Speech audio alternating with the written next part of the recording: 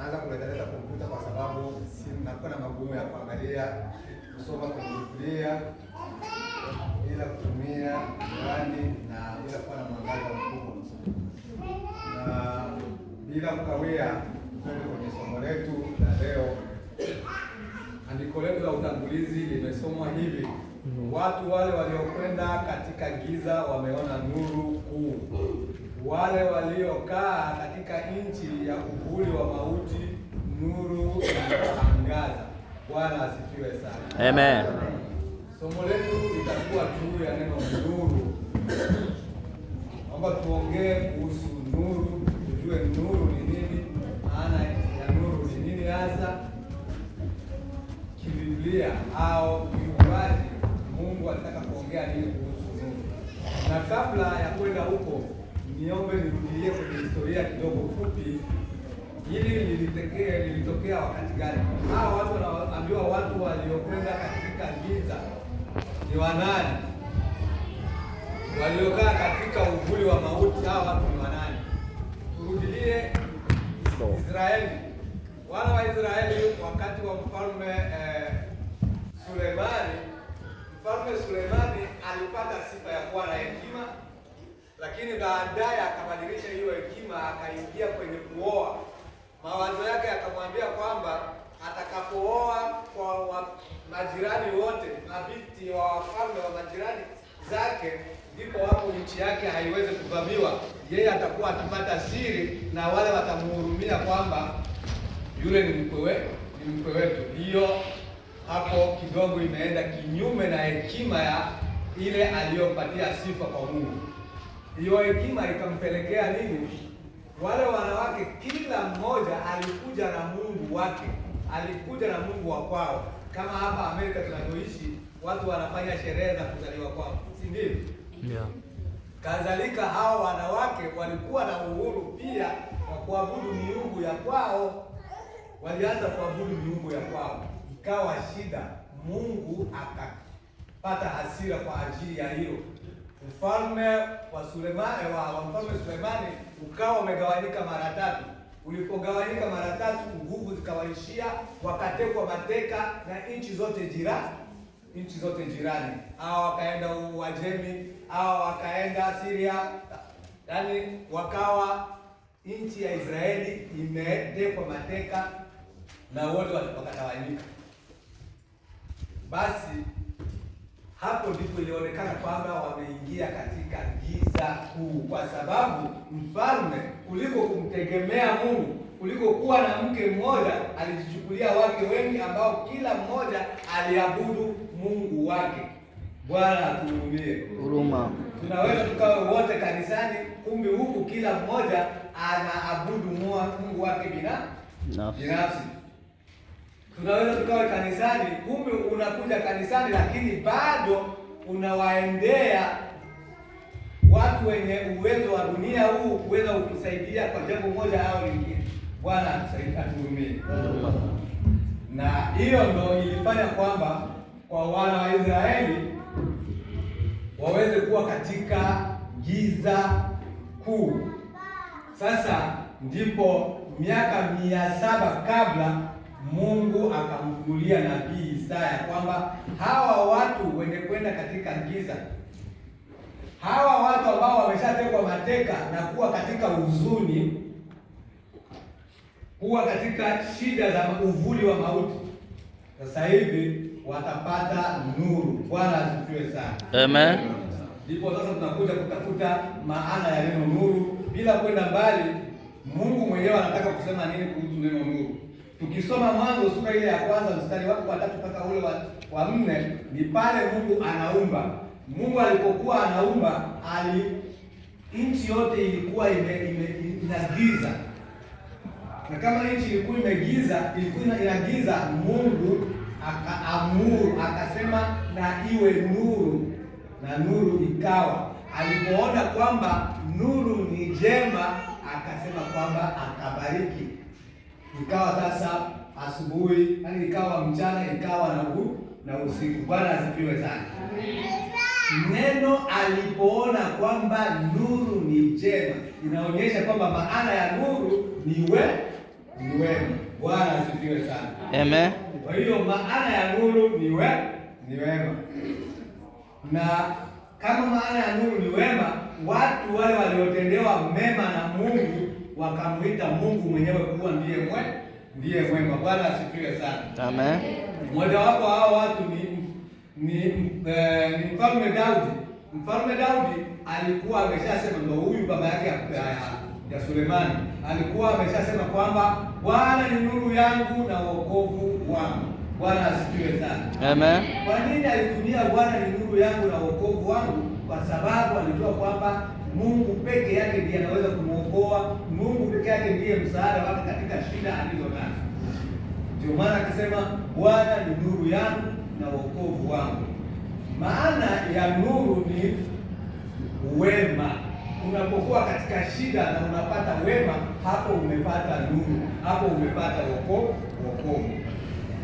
Pia Yohana alisema kwamba Mungu ni nuru,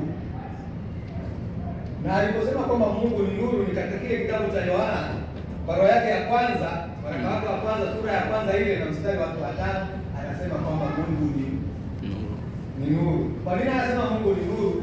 Anasema Mungu ni nuru kwa sababu ya upendo wa ndugu. Anataka kuonyesha kwamba mnapokuwa katika upendo, mnaposhuhudia upendo, hapo ndo mnakaa katika nuru. Bwana asifiwe sana. Amen. Sasa Nabii Isaya akaambiwa kwamba bikira atachukua mimba, naye atazaa mtoto mwanaume na atamuita jina lake Immanueli. Tunasoma hiyo katika kitabu cha Isaya sura yake ya 7 na mstari wa 14. Hilo lilikuja kutimia katika wakati wa kuzaliwa kwa Yesu Kristo katika Mathayo sura ya kwanza mstari ule wa 18 hadi ule wa 23. Bwana asifiwe sana. Amen. Hiyo itaonyesha kwamba kuna uhusiano kati ya Mungu na Yesu. Kuna uhusiano kati ya Mungu na Yesu, kama Yesu mwanadamu mtu.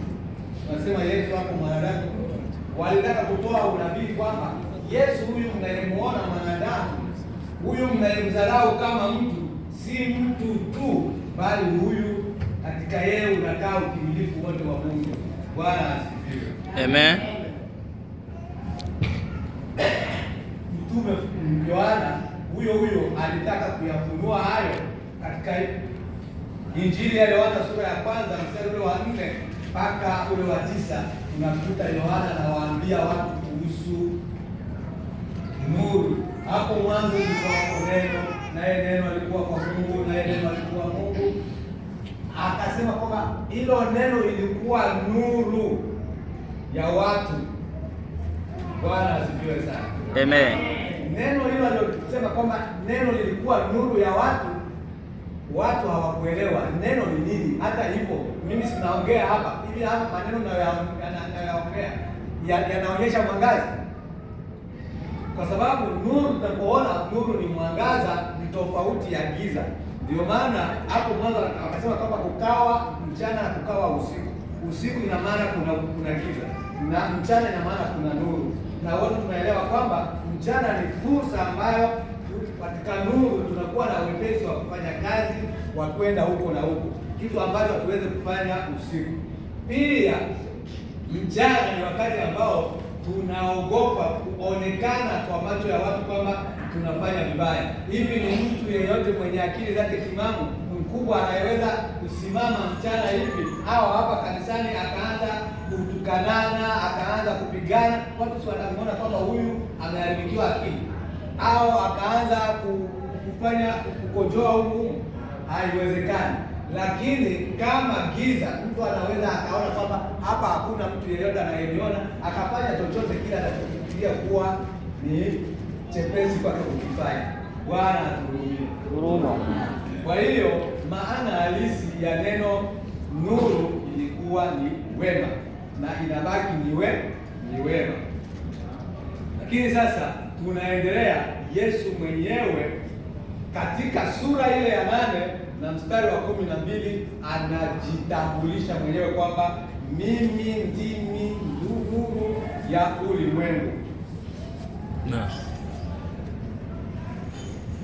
Hiyo Yesu anaposema hivyo, mimi ndimi nuru ya ulimwengu, watu hata hivyo hawakuweza kunuru, wasingelimwamini. Amekuwaje nuru? Yeye amekuwaje mwangaza?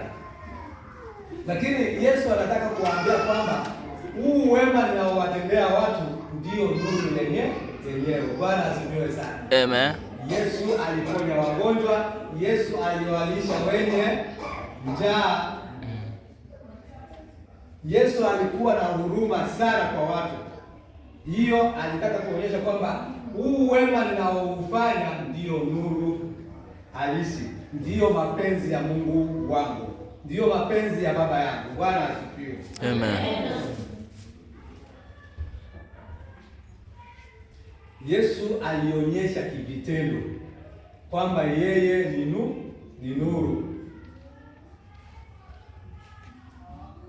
Tukisoma katika Yohana sura ya 3 na mstari wa 20, tunaona namna gani Yesu alionyesha kivitendo kwamba yeye ni nuru. Lakini anarudi katika mstari wa 19, anasema kwamba yeye alikuja, nuru ilikuja ulimwenguni, lakini watu wakataka nini? Watu wakapenda giza kuliko nuru. Bwana atuhurumie. Huruma. Hata hivyo watu huwa hawataki wema. Alitaka kutoa unabii juu yake mwenyewe kwamba mimi nimekuja ili waletee amani, sio kama mnavyofikiria, kwa sababu Waisraeli tunawasifia kwamba ndio taifa nzuri, taifa mfano lililochukuliwa na Mungu. Sio kabisa kwamba wanakaa kikamilifu katika kutenda wema. Nimeshawapatia mfano wa Mfalme Sulemani alivyofanya mabaya baada ya kusifiwa na Mungu kuwa na hekima, lakini akaangukia kwenye mabaya, na ndipo ufalme wake ukagawanyika mara 3, na ndipo wana wa Israeli wakatekwa mateka, wakafanya zaidi ya miaka 700 wako katika utumwa kwa nchi zingine jirani, nchi za nani? Nchi za Kiarabu zinazowazunguka. Israeli inazungukwa na nchi za Kiarabu, na hao ndio waliowateka mateka, hao ndio. Na hiyo tangu huko mwanzo, tukirudia kwenye historia ya nyuma huko, ni kwa sababu Abrahamu aliye baba yao wa imani, kuliko kuwa mvumilivu kwenye imani yake, kuliko kustahimili kwenye imani, alienda kumchukua nani? Ketura, ambaye alikuwa mjakazi wake, ili aweze kumzalia mtoto. Akazaa mtoto ambaye siye mtoto wa ahadi, na hiyo kwa kuambiwa, kwa kushauriwa na nani? Na mke wake Sara, kwamba nimeshakuwa mzee, siweze kuzaa tena, basi hautakaa hivyo, hebu chukua huyu akakuzalie mtoto. Ndiyo, akamchukua akazaa mtoto, lakini huyo mtoto akaja kuwa adui, akafanya uadui na huyo mwingine, mtoto wa ahadi. Mara nyingi tunakuwa na ahadi tunazopewa na Mungu, na Mungu anakuwa akitufundisha kaeni hivi, fuateni hiki, lakini mara nyingi tunatoka katika ile ahadi ya Mungu, tunatoka katika mafundisho ya Mungu kuingia kwenye yale tunayoyafikiria kuwa ndiyo wema wetu. Bwana atuhurumie. Tusitake kwenda mbali sana, tuje Yesu mwenyewe katika kufundisha kwake, alipokuwa na wanafunzi wake, aliwaambia ninyi ni nuru ya ulimwengu, na nuru yenu na iangaze. Tunasoma hiyo katika Mathayo sura ya 5 mstari wa 14 hadi ule wa 16. Kwa nini Yesu anasema ninyi ni nuru? Tuache wanafunzi, sisi wenyewe leo hii ndio nuru. Hivi tukiangalia, tukikaa hapa hivi, kila mmoja wetu anatoa mwangaza? Hapana. Kama huu mwangaza tunaoona kutoka kwenye madirisha, kila mmoja wetu anamulika hivyo? Kama hizi taa tunazoziona, stimu zinaleta mwangaza huku juu, kila mmoja wetu anatoa mwangaza namna hiyo? Hapana. Kumbi nuru sio tu lazima mwangaza huu tunauona. Nuru ina maana ya wema. Bwana asifiwe sana. Amen. Ndio maana Yesu akasema nuru yenu na iangaze. Yesu akatoa mfano kwenye kitabu cha Luka sura ya 10 mstari wa 25 na ule wa 37. Anatoa mfano wa yule Msamaria mwema. Kwa nini amwite Msamaria mwema? Ni kwa sababu alitenda wema. Bwana asifiwe sana. Ilikuwaje? Mtu mmoja alitoka Yerusalemu kwenda Yeriko. Huyu mtu aliyetoka Yerusalemu kwenda Yeriko alikuwa ni Mwisraeli, na katika kabila za Waisraeli iko kabila ya Walawi, iko nyumba ya Walawi ambayo ilichukuliwa kwamba ndio nyumba ya makuhani. Alipokuwa njiani akakutana na majambazi. Majambazi wakampiga, wakamvua nguo, yaani wakamuumiza, akawa na majeraha, wakamwacha ameshakuwa karibu na kufa, wakamtupia pale. Wao wakaendelea majambazi hao. Sasa yule mtu yuko pale, bado hajakata roho, bado uzima ungali ndani yake, lakini akaja kuhani. Kuhani alipopitia pale akaona huyu mtu amepigwa na majambazi. Labda kwanza aliogopa kwamba mimi nikienda kumgusa huyu, sijui kwamba majambazi wako hapa karibu, wanaweza kuniangukia na mimi. Akaogopa, akaenda zake. Labda alisema kwamba nikimgusa huyu, sheria itasema kwamba ni mimi ndo niliyemuumiza. Anaogopa hicho kingine, yeye akaenda zake, hakuweza kumhurumia huyu. Basi akaja wa pili ambaye ni Mlawi. Mlawi maana yake nyumba ya makuhani, ina maana tuseme wa Kristo. Akaja mwingine, tutumie lugha ya Mkristo. Alikuja wa kwanza, yaani mchungaji kama mimi, ndio yule kuhani. Akashindwa na kumhurumia yule mtu aliyepigwa na nani? Aliyepigwa na majambazi. Akaja mtu mwingine Mkristo, labda tuchukulie Mkristo ambaye ana sifa nzuri humu, anaonekana kwamba yeye ni yaani ni Mkristo ambaye anashikilia vile vipindi vyote, anafanya ibada vizuri kama kwa wenzetu Waislamu, anashikilia vile vipindi vyote 5 kwa siku, anamisali. Basi mtu kama huyu naye akaja akapita pale, akamuona, naye akaogopa vivyo hivyo, hakuweza kumkaribia yule mtu, akapita zake. Sasa akaja Msamaria ambayo ni ukoo ambao unaodharauliwa, haukuwa na uwezo, hawana sifa, hawana cheo. Sasa yule Msamaria alipofika pale, akakuta yule mtu ambaye alikuwa ameumia. Nini alichokifanya? Akachukua farasi yake akaisimamisha. Aliposimamisha farasi yake, akaenda kumwangukia yule mtu. Akaona hana nguo, akavua nguo yake akamvika. Akaona ana majeraha, akachukua dawa zake. Wakati ule mzabibu ndio ilikuwa maji ya mzabibu, matunda ya mzabibu ndio ilikuwa dawa kabisa kwa vidonda na magonjwa mengi. Akachukua yale mafuta yake akampakapaka, akachukua na vipande vya nguo akamfunga, akamchukua akamweka kwenye farasi yake na akamleta kwenye nini? Akamleta kwenye nyumba ya wageni. Akasema, mpeni huyu huduma, mpeni chakula na akae hapa. Akalipa na akasema kwamba vingine vyote ambavyo mtakavyomhudumia, gharama zote nitakuja kulipa nikirudi. Akaenda zake. Historia inaishia hapo. Yesu akauliza, ni nani aliye jirani ya huyu mtu? Kwa leo tuseme, ni nani aliyetenda wema kwa huyu mtu kati ya hawa watatu? Nani alimsaidia? Ni Msamaria mwema. Kwa hiyo neno nuru, nani aliyekuwa nuru kwa huyu baba ambaye alikuwa katika shida? Ni Msamaria. Kwa hiyo nuru, kama Mungu anavyotueleza kwamba nuru maana yake wema, na sisi Mungu na Yesu Kristo anatuambia tutende wema kwa watu. Tuwatendee watu wema, ndipo tutakapoonyesha kwamba nuru yetu inaangaza. Tuwatendee watu wema, ndipo pale nuru yetu itaangaza. Na sasa hivi tunaelekea wakati wa kuzaliwa kwa Yesu Kristo, kusherehekea kuzaliwa kwa Yesu Kristo. Tunaposoma katika Mathayo sura ya 2 mstari wa 11, tunakuja kukuta kwamba wale mamajusi walipopata habari ya ile nyota ilipeleka mwangaza kule ambako Yesu alizaliwa. nini walichokifanya? Walienda huko kwenda kushuhudia, na waliposhuhudia, walipomwona yule mtoto, walifungua hazina zao, wakamtolea nini? Tunu, wakamtolea zawadi, wakamzawadia, wakamtunukia. Unaweza kumpa mtu zawadi kwa kulingana na sifa fulani au na kazi fulani aliyofanya huko nyuma, aliyokufanyia wewe au mtu mwingine ukamfanyia zawadi. Hiyo inaitwa kama vile tunu. Lakini pia unaweza kumpatia mtu zawadi yoyote tu kulingana na magumu alionayo. Ukiona shida alionayo unamsaidia. Huo msaada nao unahitajika, ule ambao Msamaria alioufanya, na ndio maana akapata na sifa na kuitwa Msamaria mwema kuliko.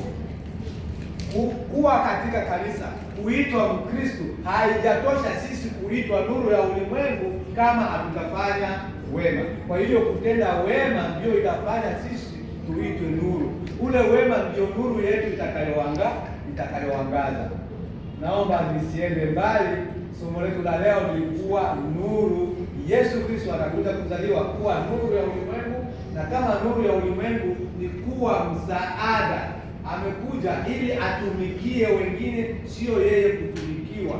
Na vivyo hivyo na sisi nuru yetu iangaze pale tutakuwa tayari kuwahurumia wengine, kuwasaidia wengine, kuwatumikia wengine pale ambapo wana uhitaji. Na Bwana alibariki neno lake kwa jina la Yesu.